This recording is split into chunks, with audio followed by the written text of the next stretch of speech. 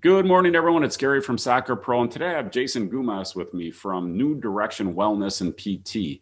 And today we're going to be talking about Osgood Schlatter and the program he's put together to help prevent it and also to get rid of it if you have it. So welcome, Jason. Thank you for taking the time today and joining us to talk about this topic. It's a really important one that a lot of kids are suffering from. So let's get right into it. And if you could, though, tell us a little bit more about yourself and how you came about with this concept to help these kids. Okay, sure thing. Again, Jason Gumas. I'm in Lexington, Kentucky. I do in-person and online physical therapy and also personal training, sport performance training. But I've been practicing for over 20 years at this point, and just one of the things I see very consistently for a host of injuries is that some simple preventative measures will go a long way at avoiding a lot of issues. But I have a particular love for young athletes, and Osgood Schlatter is a very common condition in soccer. I think it is most prevalent in that sport. And what I see is problems with movement and strength actually being the underlying cause of not only that condition, but many others, especially for the lower extremity. But my start with this program actually happened probably 5 or 6 years ago. My daughter had a classmate, and she mentioned that her knee was hurting her, and she didn't know why. So I got in touch with her mom, and come to find out it was Osgood Schlatter disease. So I actually said, well, let's meet in the parking lot and we'll see what's going on. So it literally took about 10 or 15 minutes, looked at some movements, looked at some key muscle lengths and said, here, do this, and off they went. And then they had a cookout one evening at their house, and I was talking with her, and she said it had been pain-free for several weeks at that point. So within, I think, 2 weeks, she said she wasn't hurting anymore. And this is after they had been to 2 physical therapists, 2 orthopedists, and never got any resolution. And she is a competitive softball player, also plays basketball. But I've seen the same thing more recently. So actually, middle of last year, I got to thinking, like, you know what, I should promote this. And so here I've been going, and I've seen kids actually in almost 20 countries at this point. So it's been very rewarding to see just the transformation that happens in some of these kids. Where I've had families that have spent $2,500, $3,000 on these kids' knees, and just no relief. And typically within 3 weeks, it's either noticeably better, or they're pain free. Before I jump ahead, I have a bunch of questions on this topic because Sure. I do find this to be a fascinating topic and a really important one. But you said something already that I want to key in on, and that is that you've been working with people from 20 different countries. So it sounds obvious that you are able to help people not only locally, but also remotely. So if someone wants to work with you on this program, how do they get in touch with you to work from one of the other states, one of the other countries, or anywhere outside of Lexington, Kentucky? So you can visit my website at www.newdirectionwpt.com. You can find more information there. Our email address is jason@newdirectionwpt.com. And that's many people have found me through various groups that I've reached out and just posted information, content, many of the soccer pages, basketball pages. You get overseas, and you get rugby and hurling and Australian football. So it's just seen a lot of different sports, and I learned a lot about some different regions too. If you've never checked out hurling, that's quite the sport. So. Well, you're also on Facebook. So let's jump into some of these things, because there's a lot of misunderstanding, I think, in this topic. When you look at this disease, most people think, well, I can't do anything about it. I have a disease that comes from rapid growth. Usually that's what the doctors are telling these kids is, look, you're growing. Okay, you grew fast, and that's a result from growing fast and a lot of stress on your knee from sports. So how is it possible that you can even help someone if it's a growth type problem? So the most common statement from a lot of healthcare professionals is, yes, the bones grow and the muscles need to catch up in terms of a length perspective, which there is truth to that. So particularly the quad, okay, the front of the thigh muscle, the quadricep, by its name, is made up of four bundles of muscle. Okay, so three of them attached to the thigh or the femur. There's one that crosses the hip, and that's the one, it's called the rectus femoris, and that's the one that is the problem. Okay, and the typical stretches, you're standing, pull the heel up to the butt, and that's how you stretch the quad. But the vast majority of people that I see, both adults and kids, aren't doing it quite right to get the full effect of it. But what's not discussed with growth is the fact that with growth, there's more of the athlete, there's more mass for them to control.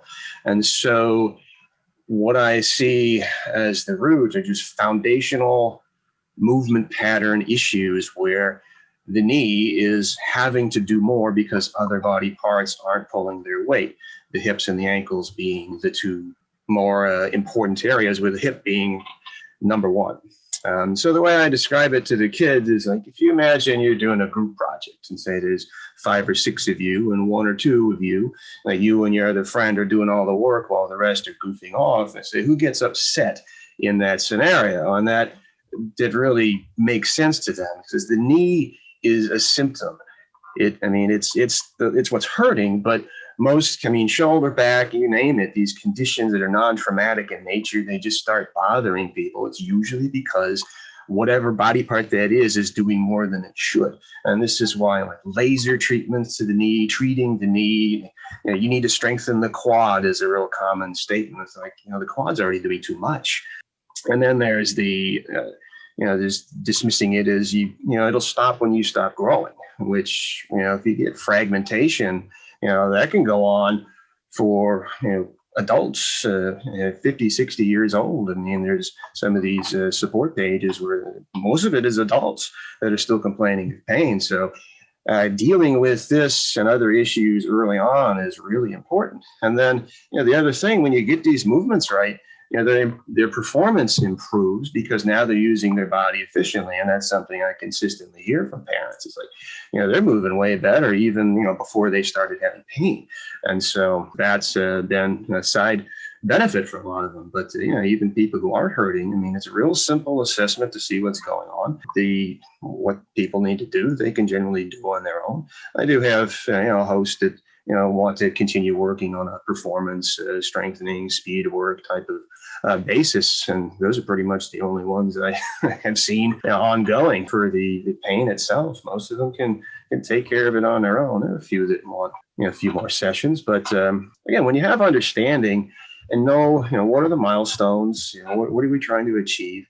And it just makes sense to people. They can work on their own and improve many things besides just the pain. With just some knowledge. Knowledge is power. That's what I.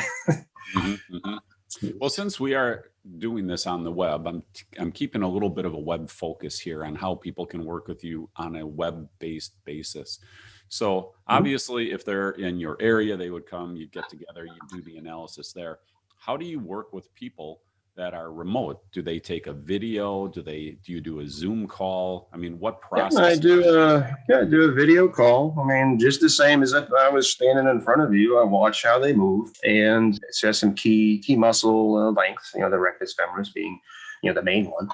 But there are other muscles that I do assess, like the hamstrings, for example. A lot of people will say, you have tight hamstrings, and more often than not, it's not a true tightness problem. It's they're weak. And, when people are stretching the hamstrings, you see a bunch of kids all flopped over around in their back, and, they're stretching their back more than their hamstrings. So being able to control the pelvis is a massive importance in both stretching and performance, because if your spine's wiggling all over the place, you're going to lose out on a lot of power for kicks and sprinting and just everything, really. But people just need a little bit of room to move. Usually it's living rooms, bedrooms. I've had done, if it's nice, they'll do it outside. It really doesn't matter. And they just need a little bit of space.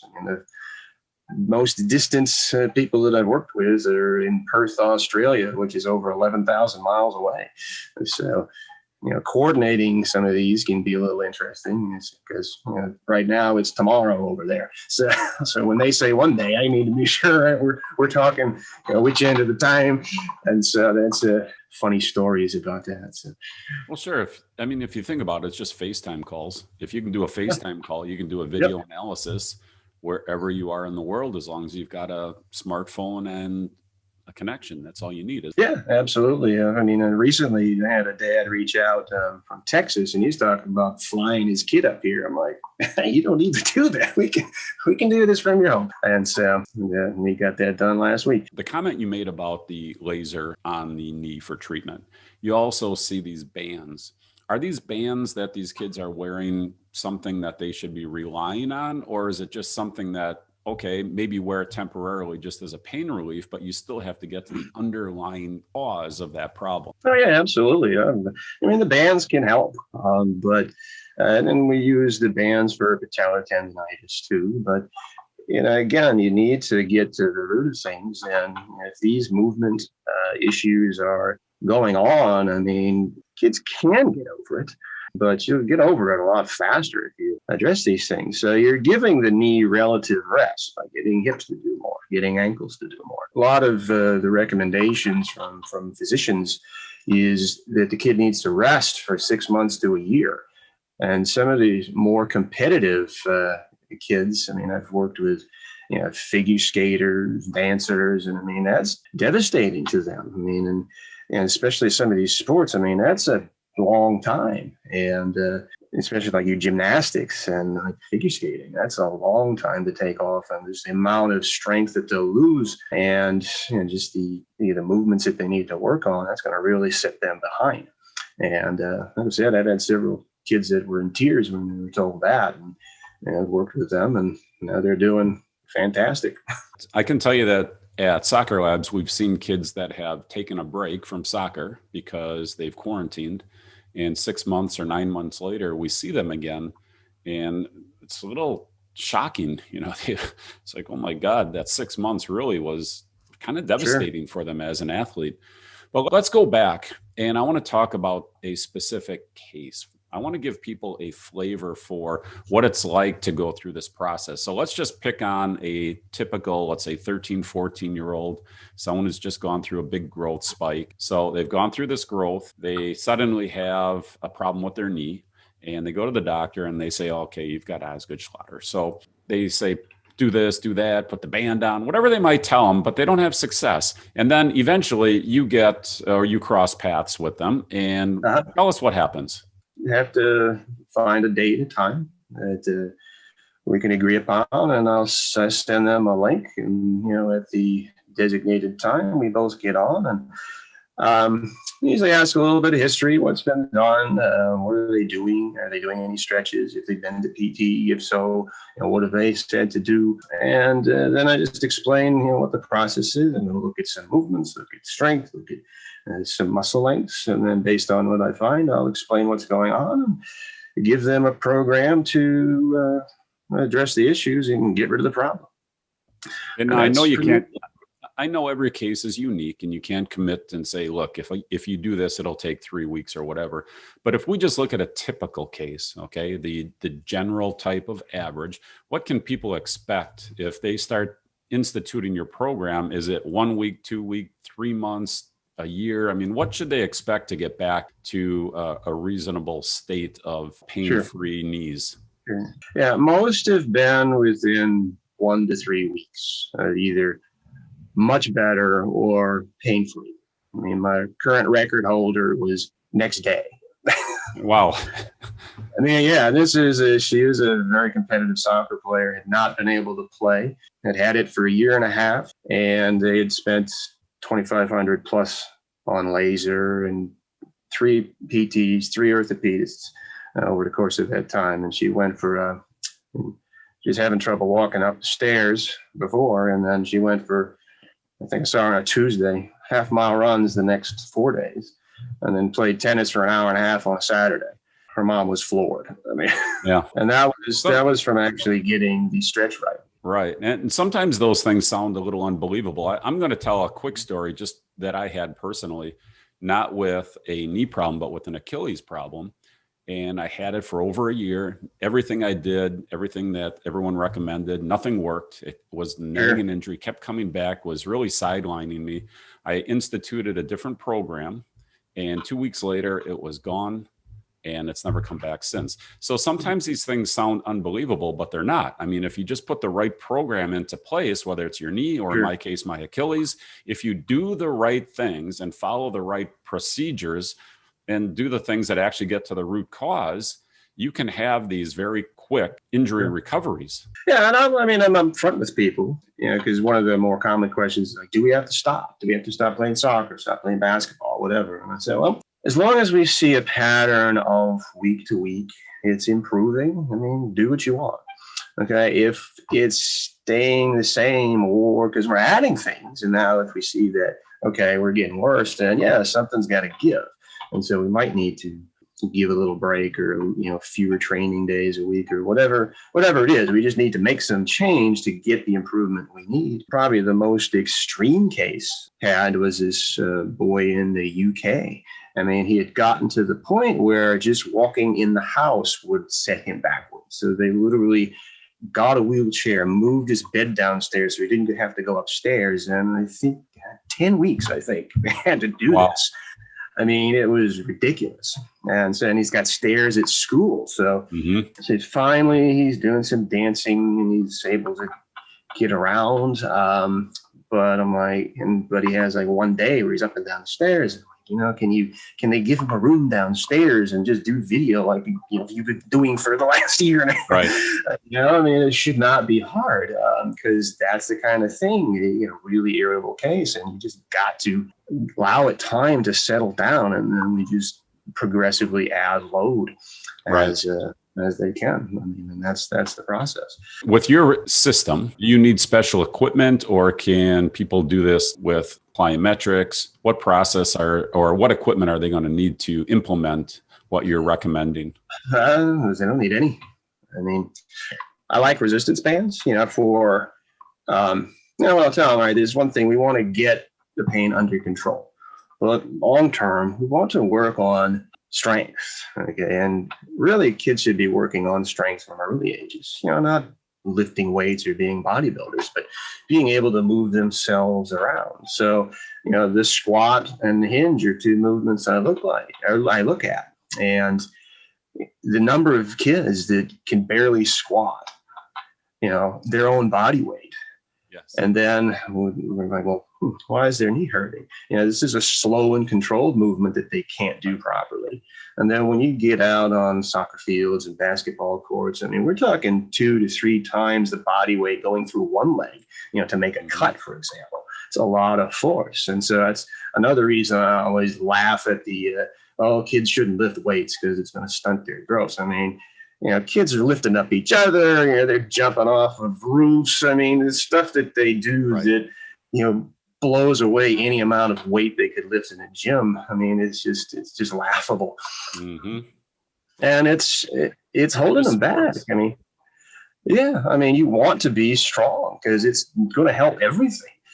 From performance to injury prevention. And this goes for adults too. I mean, the number of adults that can barely get out of a chair. I mean, I've seen this multiple times. So, they might walk 2 or 3 miles a day, but they have a hard time getting up because they use their hands all the time. And then the legs can't do it. Yeah. It's kind of funny what you said about the squats, because I see the same thing at soccer labs. And I mean, I look at some of these kids, I'm like, what are you doing?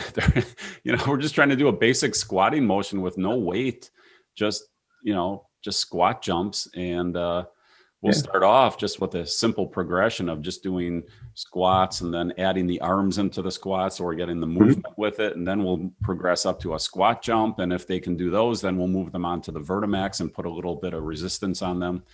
But some of these kids, they contort their body in the strangest ways just by squatting down, which is a fairly natural movement. So, I see what you're saying. It does make a big difference, with their movement. But okay, let's jump back again. So they don't need any special equipment. You can do a video call and do an analysis just with a basic FaceTime type of call. So it's easy to get started. The timing, again, we're not going to commit to a specific time because everyone is unique, but in general, you can do things fairly quickly. A week to 3 weeks, you should start to see some noticeable improvements. And I guess at this point, I'm wondering, why isn't this more widespread? If what you're doing is so effective, why aren't more people doing the things that you're recommending? It's just about getting the word out. But the current narrative, if you will, is that it'll stop when you stop growing.